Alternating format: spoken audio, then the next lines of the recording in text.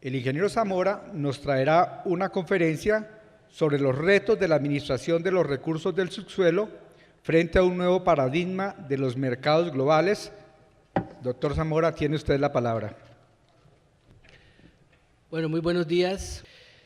La charla de hoy es un poco diferente a todo este ambiente científico y de conocimiento geológico, pero muy relacionada con el mismo, por cuanto se trata de una visión del entorno, en particular del mercado internacional de los hidrocarburos y de todas estas acontecimientos internacionales que nos afectan, que afectan el desarrollo del conocimiento geológico y principalmente su aprovechamiento para el beneficio de la sociedad y de la humanidad. Entonces espero darles una visión muy personal. Como les digo, no represento ninguna institución, sino que estoy cubierto con el manto de la academia, de lo que va a ser un nuevo paradigma de los mercados internacionales. Yo creo personalmente que el mundo en el tema energético, en el tema de petróleo, nos está cambiando y nosotros debemos reaccionar de manera acorde, como vamos a ver más adelante. Entonces, inicio con una pequeña introducción a lo que es mi charla, que se inicia, digamos, la situación actual se inicia con la caída de los precios internacionales del petróleo en el año 2014, a partir de la cual pues la industria, los gobiernos se replantean cómo va a ser su modelo de negocio y modelo de administración. En el año 2014, por esta época, antes del desplome de los precios, tuve oportunidad de participar en una conferencia en el Congreso Colombiano del Petróleo, haciendo una especie de llamado de advertencia o de anticipación de lo que se venía en este mercado, porque había tenido oportunidad de participar en algunos foros internacionales donde claramente el ministro de Arabia Saudita anunciaba que iba a haber un gran vuelco en la política de la OPEP hacia los mercados internacionales.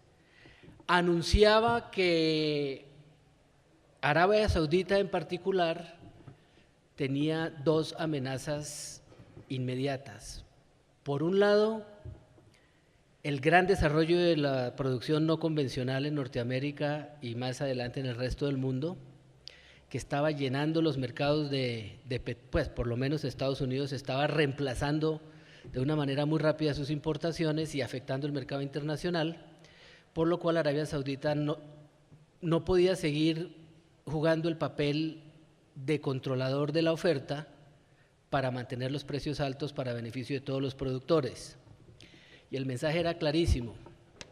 El segundo mensaje era que Arabia Saudita se encuentra amenazada por sus grandes rivales de la región, que es Irán y principalmente los movimientos fundamentalistas islámicos. Y por tanto que se estaban nutriendo del mercado ilícito de petróleo de las zonas que estaban sin control en Irak y por la primavera árabe, etcétera. Entonces, por esas dos razones, Arabia Saudita había decidido tener un cambio prácticamente unilateral en lo que es la política de los países productores de la OPEP. Iba a tener implicaciones muy fuertes. Ese mensaje que yo les traje, recuerdo perfectamente, al día siguiente un editorialista de un periódico muy respetable de negocios dijo algo así como que no nos vengan con cuentos chinos de que a la geopolítica internacional nos va a afectar aquí el mercado. Y yo pensaba, bueno, pues en realidad esto refleja lo que es el pensamiento de la administración en general. Nosotros siempre hemos sido un país que mira hacia adentro, pero no observa en detalle lo que está pasando a nivel internacional porque eso nos afecta.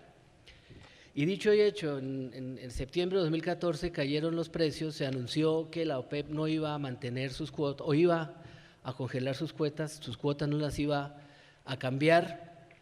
Se desplomaron los precios y vimos precios al principio de este año de cerca de $20 por barril, y el efecto ha sido cataclísmico. En realidad, toda nuestra industria, bueno, en el mundo entero, pero yo diría que particularmente en Colombia ha sufrido por eso y por otros aspectos que voy a tocar aquí. Entonces, yo diría que básicamente a nivel de industria se está iniciando una consolidación muy importante en la cual muchas empresas independientes, especialmente en Estados Unidos, están sucumbiendo ante las presiones de los precios bajos, han tenido que vender sus activos, consolidarse, otras están empezando a declararse en bancarrota. Se empieza a vislumbrar, y esto es un poquito ciencia de bola de cristal, que ya las bandas de precios de los hidrocarburos no van a estar donde llegaron a estar hace apenas un par de años, ya no van a estar en las bandas alrededor de $100 o más, sino que ya empieza a haber un consenso a nivel de los analistas, aunque nadie puede predecir el futuro, claro está, pero el consenso que empieza a emerger es que las bandas de precios que vamos a ver van a ser del orden de $50 a $60 por barril. Y que eso va a ser posible porque los recursos no convencionales van a jugar un papel de moderador de precios. Cada vez que los precios suban un poco más de $50, se reactiva la producción en Estados Unidos. Eso lo vamos a ver aquí en detalle más adelante. Otra consecuencia de esta situación es que los gobiernos están replanteando a fondo el papel de sus empresas nacionales y también sus políticas de administración. Esto lo vamos a tratar también más en detalle. La OPEP, profundamente dividida entre Arabia Saudita y el resto, teniendo en cuenta que la que cuenta en la OPEP es Arabia Saudita, pues sigue una estrategia dominada por los temores y las circunstancias particulares de Arabia Saudita. Entonces, frente a estas incertidumbres, ¿cuáles son los retos de la administración del subsuelo? Y yo voy a referirme muy en particular a los retos del desarrollo del conocimiento geológico y su aprovechamiento. Ese es el tema central de mi charla.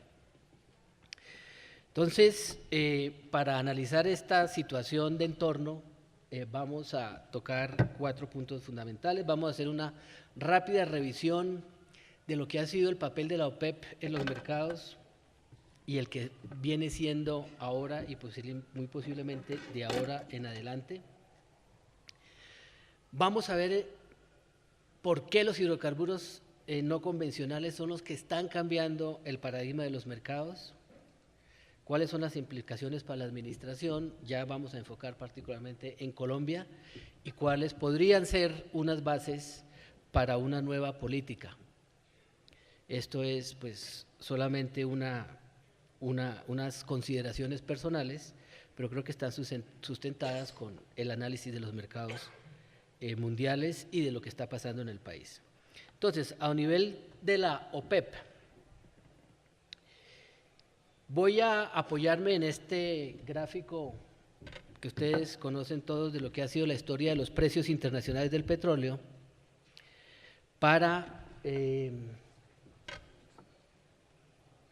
tratar como de entender o de destilar lo que han sido las grandes eras del mercado del petróleo internacional. Podemos ver que al principio de esta industria pues se llegaron a ver precios muy altos en una época en que este era básicamente el destilado de petróleo o el querosene empezaba a reemplazar el uso del aceite de ballena, que era un combustible utilizado para iluminación en Estados Unidos y Europa, muy costoso, pero de mejores condiciones de calidad que los otros, digamos, insumos tradicionales para iluminación.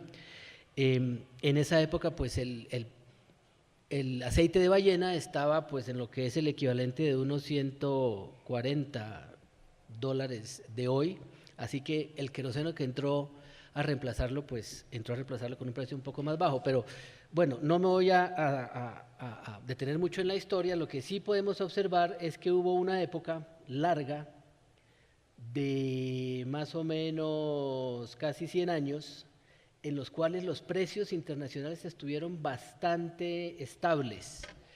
Y la razón para ello, la vamos a ver ahora, esta fue la primera era que la oferta iba, con esta invención de lo que es el taladro para buscar petróleo, estaba surgiendo más petróleo del que los mercados podían absorber, por tanto era un mercado de compradores, se estaba desarrollando el mercado con todas las invenciones que vinieron después, el motor de combustión interna, etcétera, y la industria necesitaba mantener un precio bajo, pero controlado, como vamos a ver más adelante. Entonces, esa fue la era de lo que llamamos la primera era, el oligopolio de las 7 hermanas, en las cuales, pues, a cambio de una guerra de mercados que los iba a destruir a todos, había 3 polos productores, digamos, iniciales, que eran Norteamérica, Rusia y el sudeste asiático, y más adelante pues surgió el Medio Oriente. En lugar de quebrarse, digamos, entre ellas con su competencia, hubo un acuerdo de precios que establecía cuál era el precio. Todas las empresas que producían establecían que el precio al que se vendía el petróleo era del orden de $2 por barril, 1.50 por barril, y precisamente en el año 73 lo que motivó la reacción de la OPEP fue una baja en esos precios internacionales, la última baja que vemos aquí, decretada por el gran oligopolio de las empresas. Eso fue lo que desató, bueno, eso y la guerra árabe-israelí del 73, el apoyo que dio Estados Unidos a la guerra árabe-israelí. Eso desató el embargo y la medida unilateral de la OPEP de definir ellos los precios a los que se vendía y no las empresas que los producían, sino los países dueños del recurso. Eso nos llevó a la segunda era de los mercados, perdón, estas son las características de la primera era, en el cual pues había una oferta dominante, se habían negociado unas condiciones de o bien propiedad del subsuelo por parte de las empresas o bien concesiones bastante ventajosas. Los costos de producción eran bajos, pues porque se estaba descremando, digamos, este pastel, se estaba recogiendo el fruto bajo, digamos, que era el de los yacimientos de más fácil y más barata producción. La prioridad era el desarrollo de la demanda y bueno, como ya les dije, pues la prioridad era acordar precios para no quebrarse y a su vez permitir el aumento de la demanda. La segunda era, que es la que pienso yo estamos viendo su final, era la del oligopolio de la OPEP. O sea, una era en la cual la OPEP, con su dominio de un poco menos de la mitad del mercado, podía controlar las válvulas, especialmente Arabia Saudita, podía controlar las válvulas de producción y mantener los precios a niveles más razonables para ellos. Este era un mecanismo que pues llevó a los grandes precios de las crisis, a los altísimos precios de la crisis del 73 y luego del 79, pero que llevó después, por diferencias internas, a que el mecanismo de control de producción no fuera muy efectivo y nos llevó también a un periodo de presión de precios hacia final de la década de los 90, que también sufrimos aquí en Colombia, y que culminó cuando básicamente Hugo Chávez le ofreció a la OPEP un nuevo acuerdo en el cual no iba a haber más, digamos, trampa, porque entre la OPEP se hacían trampas, decían que ponían una cuota y en realidad producían por debajo de cuerda, no había mucha claridad en la información, pero coincide con digamos, con la época de la elección de Hugo Chávez y el inicio del gobierno venezolano, en que hubo una mayor disciplina en la OPEP, que coincidió con una mayor demanda. ¿Y qué sucedió? Pues que en estas circunstancias los países reafirmaron su soberanía sobre los recursos naturales, la OPEP controló la oferta y entonces por ende los precios. Hubo una creciente y hasta preocupante control de las reservas por los países productores. digamos, desde los años 2000 a 2010, la gran queja de la industria era que no había acceso a áreas para producir, que las grandes empresas internacionales tenían el capital, la tecnología y todos los medios organizativos para producir más, pero que se les estaban cerrando los espacios, que las empresas nacionales controlaban más del 60 o 70% de las reservas del mundo, y entonces estaban teniendo que irse a zonas más alejadas, a zonas más profundas, a zonas más complejas, a zonas más costosas, y entonces el precio del petróleo lo estaba poniendo los productores marginales, que eran aquellos del Canadá, del Círculo Polar Ártico, de Sakhalín o del subsal de Petrobras. Entonces ese se veía como el precio de equilibrio de largo plazo.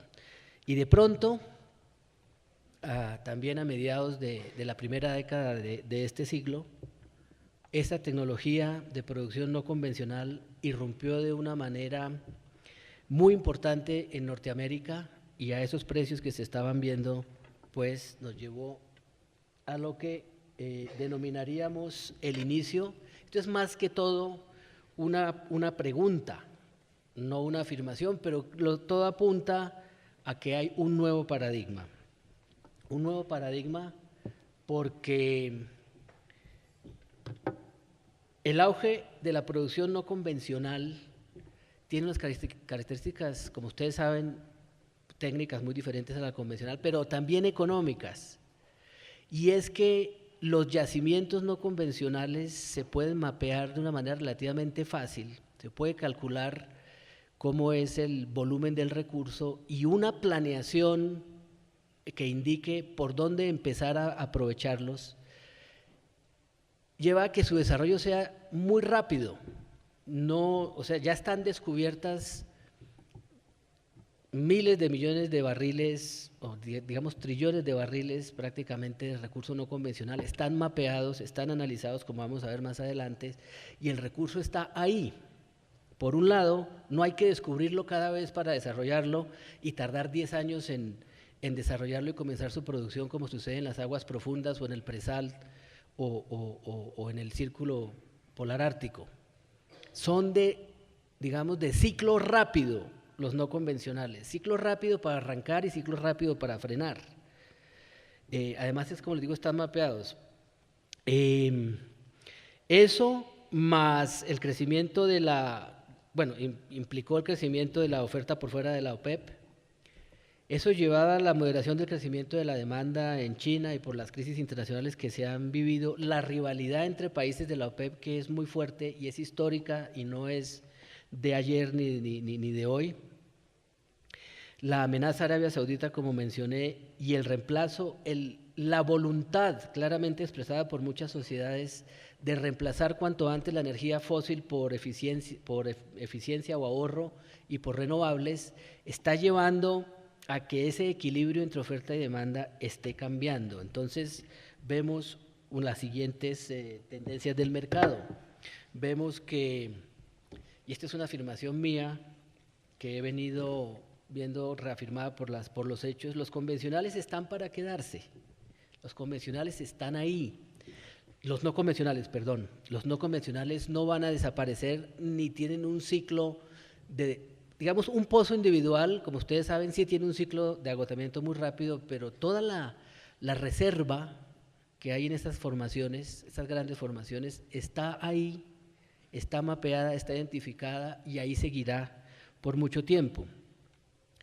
Entonces, como vamos a ver un poco más adelante, por el gran desarrollo tecnológico que están teniendo, que hace que los costos estén bajando cada vez más rápidamente, y la posibilidad y la gran cantidad de equipos que hay disponibles y los aumentos en productividad hacen que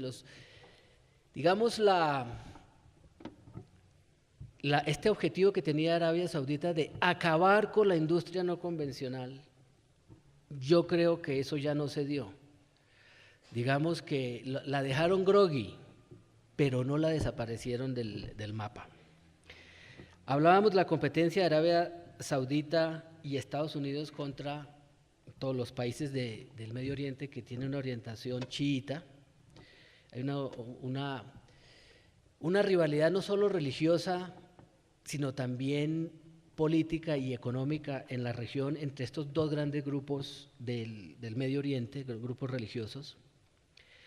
El conflicto en el Medio Oriente también lleva a que Arabia Saudita esté activamente financiando grupos rivales de Irán y del ejército islámico. El menor poder de mercado de la OPEP. ¿Por qué? Porque a medida que los precios suben, entran los no convencionales, y entonces deja sin poder a la OPEP para controlar los precios. El logro de la seguridad energética en Estados Unidos ha llevado a un cambio de prioridades geopolíticas importantísimo. Ya Estados Unidos pues no depende del flujo de petróleo del Medio Oriente para su seguridad energética, y ya además, después de la experiencia de Irak, no tiene interés en ser el único actor que va a estar allá, interviniendo en la política regional. Ya hablamos de los precios moderados por no convencionales, en la influencia de las políticas del cambio climático, la transición a energías limpias y muy posiblemente, algo que nos afecte a nosotros, una vuelta al ciclo privatizador de América Latina.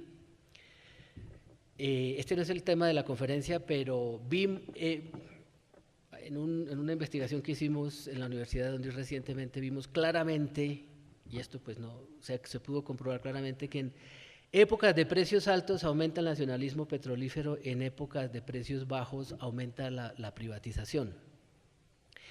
Estamos empezando a ver cambios en políticas en todos los países de la región, y estamos empezando a ver que el papel, el sector privado, en estas circunstancias puede llegar a llenar los espacios que el Estado no está en capacidad de llenar por falta de presupuesto, por menores ingresos, por falta de tecnología, etcétera.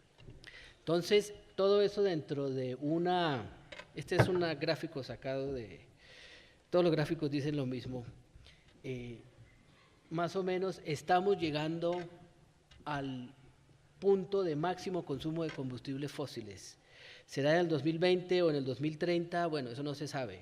Pero todas las proyecciones indican pues que lo que es el crudo, inclusive los no convencionales, van a llegar a un punto máximo y van a empezar a ser reemplazados por gas como energía de transición, y más importantemente por más energía nuclear, más energía solar y algunos biocombustibles. La energía solar pues también está haciendo una entrada en grande, por cuanto ya la tecnología de los precios los está volviendo competitiva con otras energías en muchas partes del planeta.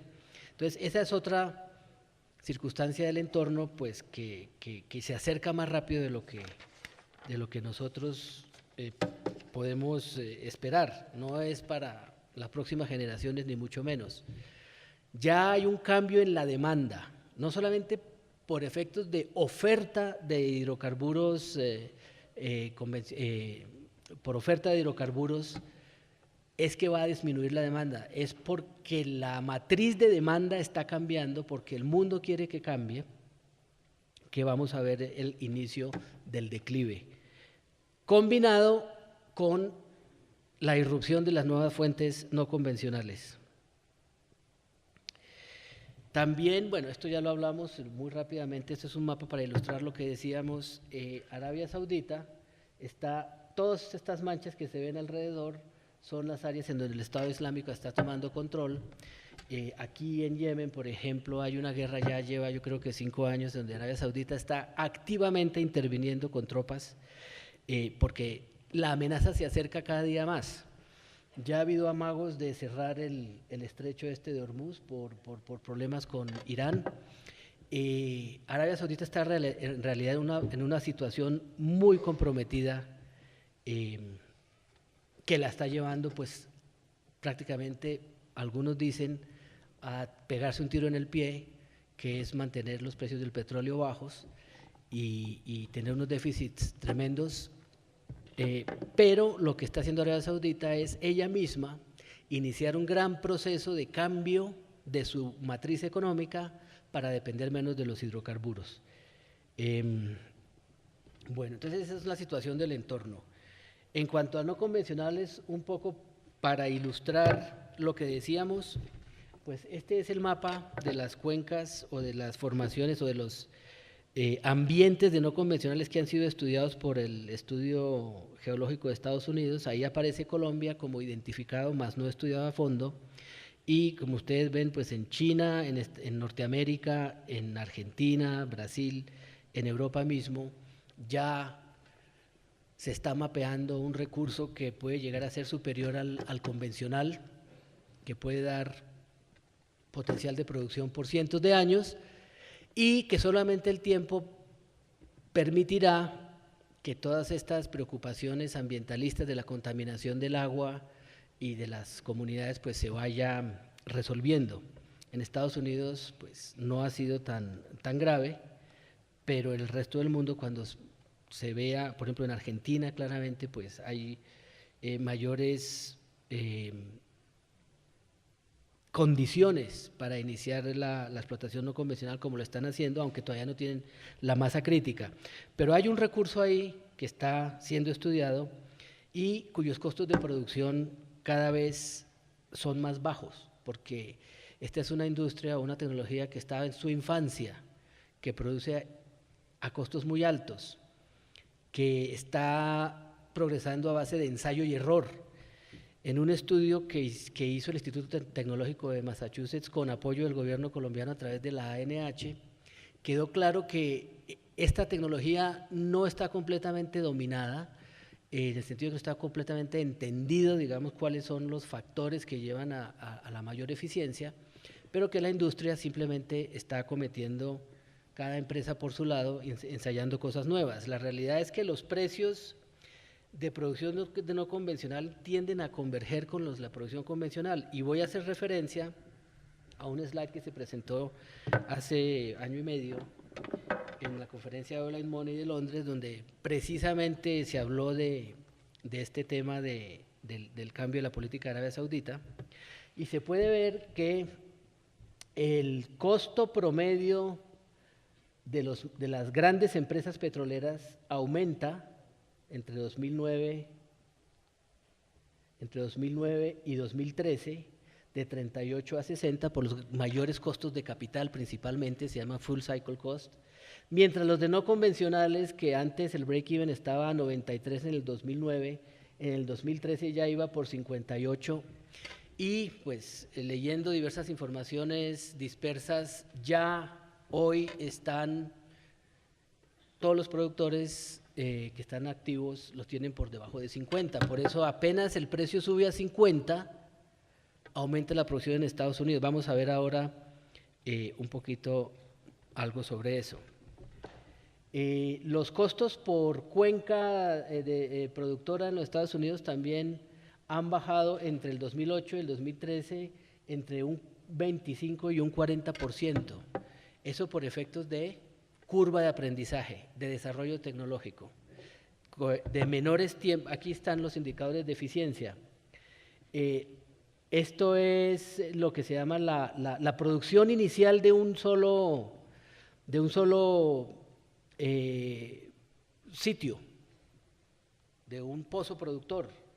En el 2009 eran 400 barriles por día, en 2014 iban en 1.200 barriles por día, y esta es una curva que nos sigue sino subiendo. Un solo espacio, ¿no?, con varios pozos horizontales produce cada vez más, y el tiempo para completar ya va en 25 días, no, ahora creo que ha habido un 25% entre el 13 y el 16, más o menos 20 días para perforar y completar estos pozos.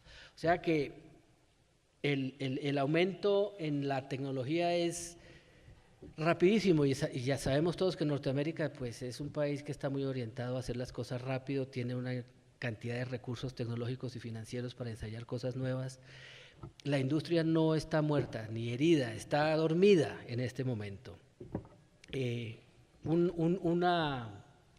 Esto es simplemente una foto para ilustrar un informe de Baker Hughes que indica que ya el número de taladros activos en los Estados Unidos se ha estabilizado alrededor de los 400, pero otros informes sobre la productividad de los no convencionales en Estados Unidos indican que esos 400 son el equivalente a 500 de hace 2 años, porque la productividad ha subido un 25%.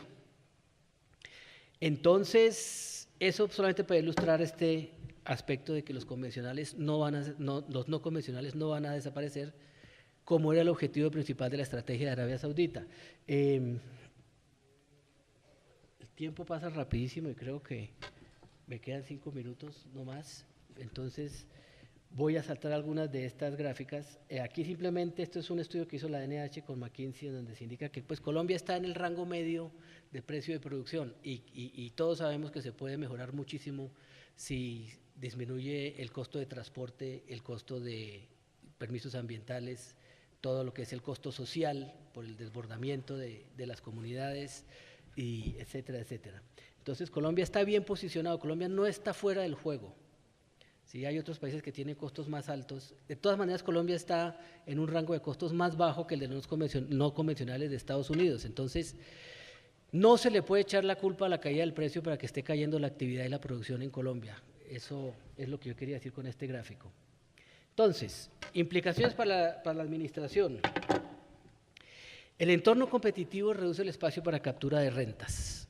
Y eso implica al Estado, a las regiones y a todos estos grupos que extraen rentas mediante todo tipo de técnicas de la industria y también, inclusive hay que decirlo claramente, las rentas de transporte que está extrayendo Ecopetrol con una posición dominante. Eso podía ser muchísimo más bajo, puede ser mucho más competitivo Colombia. La riqueza del subsuelo no es solamente una fuente de renta para el Estado, es una fuente de crecimiento económico, de generación de empleo, de generación de riqueza, de demanda de bienes y servicios, y no tiene por qué crecer en detrimento de la otra economía, la que depende de la tasa de cambio del dólar. Y aquí una nota al margen, pues ahora con esta devaluación del dólar, pues, por ejemplo, uno de los grandes enemigos de la industria petrolera, que es la industria cafetera, está feliz porque le está yendo de cine, pero yo creo que las dos pueden coexistir sin que la una tenga que acabar con la otra. La enfermedad holandesa, sí, puede que exista, ya no existe, ya desapareció del mapa. Al principio de este gobierno, pues ese era el gran temor. La enfermedad holandesa, los países, como por ejemplo cuando la Unión Europea se estaba consolidando, cuando estaban consolidando España, los países del sur, la revaluación que tuvieron sus monedas fue manejada, fue administrada inteligentemente. No fue una excusa para no continuar sus procesos de integración y de recepción de inversión extranjera. La enfermedad holandesa es un efecto macroeconómico perfectamente manejable y aquí vamos a tener algunas ideas. Yo creo que debido en el interés del tiempo, la presentación les queda, pero la idea central, la implicación central para la administración es que el conocimiento del potencial geológico debe continuar, no necesariamente dependiendo del recurso del Estado. Que para controlar efectos como la enfermedad holandesa y otros efectos macroeconómicos hay que definir, hay que controlar el perfil óptimo de producción. Esta es una de las grandes enseñanzas de la experiencia de Noruega y siempre lo dicen las personas que la impulsaron, que hay que tener control de esta industria y no que la industria controle a la política, sino la política la controle. Y eso se hace mediante una planeación del ciclo óptimo de inversiones. El diseño fiscal debe ser progresivo y neutral. No voy a entrar en detalles, pero hay margen para para diseñar un mejor sistema fiscal que no implique un sacrificio excesivo de rentas. Y también el principio de recuperación máxima de los recursos. Estos gráficos que van a ver son sacados de la última edición de esta revista de Accenture. Yo fui coautor de un artículo en donde se recomienda básicamente no sé si ven bien ahí, un sistema óptimo de manejo de las inversiones en las diferentes etapas del ciclo, partiendo de un perfil óptimo de producción invirtiendo en cada una de las etapas de manera armónica, desde el conocimiento geológico temprano hasta la paulatina conversión de ese conocimiento de potencial geológico en potencial prospectivo, en reservas probadas, posibles, probables y probadas, y es algo que ahora mismo pues está acometiendo el gobierno de México para no permitir pues que esta industria decaiga y llegue pues a ser desaprovechado ese potencial que tenemos nosotros. Este es un ciclo óptimo de planeación y producción que empieza con un conocimiento del potencial de los recursos, unas inversiones progresivas en las diferentes etapas de conversión hasta que la producción lleve a cumplir un plan de largo plazo de perfil de producción que debe ser más controlado que no. Estas son las variables de control de la administración, las que están ahí. Hacer toda una cadena desde la promoción hasta la inversión en conocimiento geológico, hasta el tren de las inversiones en desarrollo, que sea de una manera armónica con el resto de la economía para evitar esos episodios de revaluación excesiva o de irrupción excesiva de la industria en zonas ambientalmente sensibles, o que el Estado no tenga capacidad de atender las solicitudes de licencias ambientales o consultas indígenas, etcétera. Debe haber un sistema un poquito mejor administrado, más armónico, que permita aprovechar óptimamente el recurso. No voy a entrar en estos detalles, pero paso a la conclusión para no abusar del tiempo de ustedes. Y básicamente hay un cambio en el paradigma de los mercados globales. Esa es mi hipótesis. Vamos a ver si se confirma en los próximos años, pero podemos, yo creo que conservativamente, de una manera conservadora, asumir que eso es así, por las razones que les he expuesto, pero que eso no quiere decir que sea el fin del petróleo en Colombia. Estamos un poquito como resignados a que no vamos a seguir haciendo esfuerzos para aprovechar esta riqueza. Esa es la impresión que yo tengo desde fuera, yo no estoy viviendo en el país. Y la nueva política pues debe incluir una buena planeación, un sistema impositivo de captura de renta que sea eficiente, neutral y objetivo,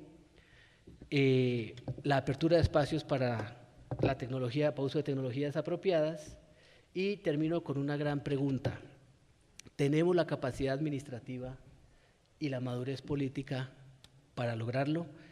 Y pues lo dejo como pregunta porque la respuesta sería el objeto de una conversación, tal vez de un congreso. Muchas gracias.